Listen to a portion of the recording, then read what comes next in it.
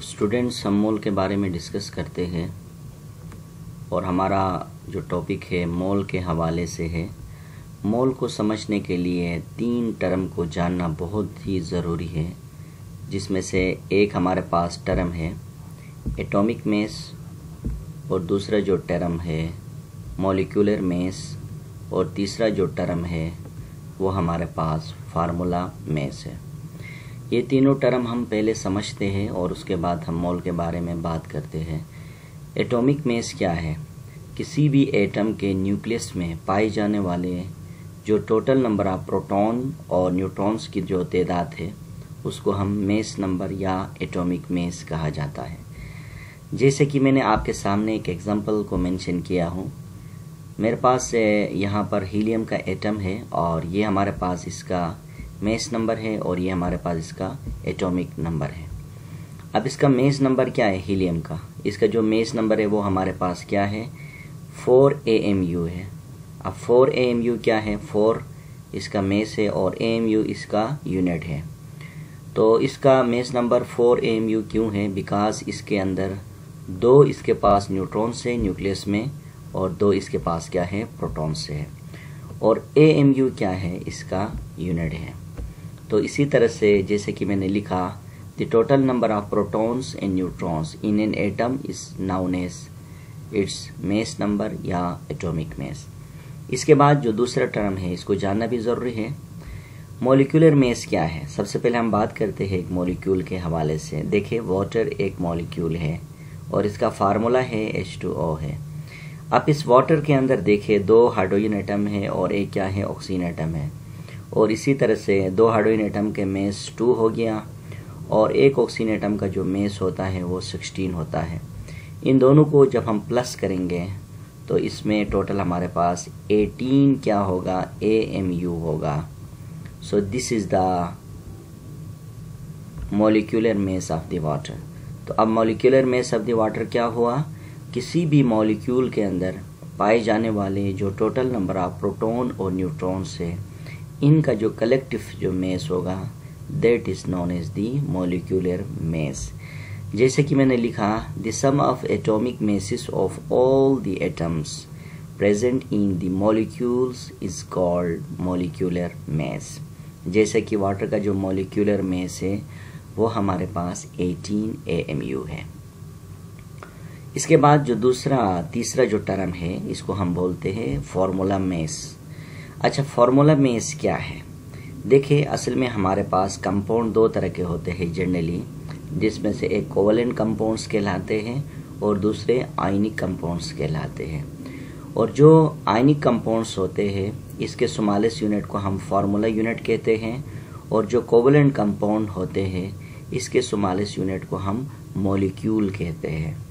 और covalent compound के smallest unit के जो मॉलिक्यूल का जो मास होगा उसको मॉलिक्यूलर मेस कहा जाता है।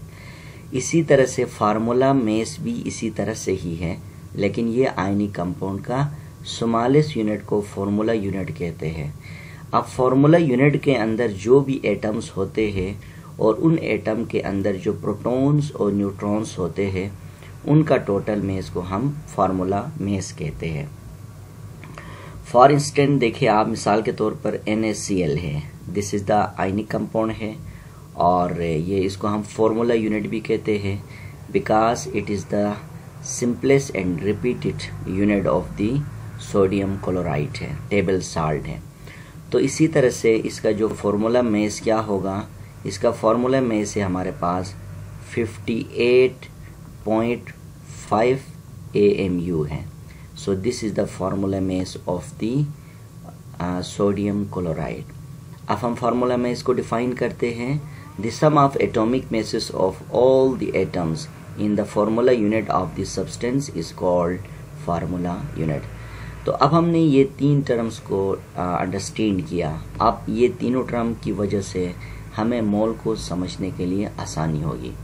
अब मोल क्या चीज़ है? देखिए, मोल के बारे में कहा जाता है कि किसी भी एटम या किसी भी मॉलिक्यूल या किसी भी फार्मूला मेस का सब्सटेंस का एक्सप्रेस करे इन ग्राम में तो that is known as the mole कहा जाता है। जैसे कि मैंने लिखा कि फॉर एग्जांपल एटॉमिक मास किसका होता है, एटम का होता है। मॉलिक्यूलर मास किसका होता है, मॉलिक्यूल का होता है। फॉर्मूला मास किसका होता है, फॉर्मूला यूनिट का होता है। तो हम ये कह सकते हैं कि किसी भी सब्सटेंस का atomic mass, molecular mass, formula mass को एक्सप्रेस करे ग्राम में, तो that is known as the mole कहलाता है। अब एटॉमिक मास के बारे में डिस्कस किया मैंने, मॉलिक्यूलर मास और फार्मूला मास के बारे में डिस्कस किया। अब इनको हम क्या करते हैं, जैसे कि हम जानते हैं, यहाँ पर मैंने लिखा कि the atomic mass, molecular mass, OR formula mass of substance express in a gram is called mole. यानी किसी भी सब्सटेंस का एटॉमिक मास हो, क्योंकि हमें पता है कि कोई भी सब्सटेंस या तो एटम की सूरत में होता है, या तो मॉलिक्यूल की सूरत में होता है, या तो आयन या फॉर्मूला यूनिट की सूरत में होता है। तो इसलिए हमने ये तीनों जो वर्ड्स को हमने यहाँ पर लिखा। तो जैसे कि मैंने इधर एग्जांपल लिखा कि एग्जांपल्स मैंने यहाँ पर मेंशन किया है। देखिए for example 1 mole of oxygen atom हमारे पास क्या है, 16 ग्राम है। अगर हम इसको नॉर्मली देखा जाए तो क्या है कि हमारे पास जो ऑक्सीजन होता है वो हमारे पास कितना होता है, 16 AMU होता है। अब ये जो 16 AMU है ये बहुत ही स्मॉलेस्ट यूनिट है। अब इस यूनिट को हम किसी तराजू में ढाल के या हम इसको मेयर करना हमारे लिए मुश्किल होता है। तो लिहाजा हम अपनी आसानी के लिए AMU को हम रिलेट करते हैं ग्राम के साथ, क्योंकि मेस के यूनिट ग्राम भी होता है और केजी भी होता है और इसके डिफरेंट यूनिट्स होते हैं, लेकिन मोल के हवाले से जो यूनिट लिया गया है वो ग्राम को लिया जाता है। तो ऐसे में AMU बहुत ही छोटा यूनिट है, क्योंकि एटम आपको पता होगा कि it is the very smallest particle, ये बहुत ही छोटा पार्टिकल है। तो इसलिए इसका जो यूनिट होता है इसको AMU, लेकिन AMU को हम किसी भी बैलेंस के अंदर, फिजिकल बैलेंस में, इलेक्ट्रॉनिक बैलेंस में हमें इसको मेयर करना मुश्किल होता है।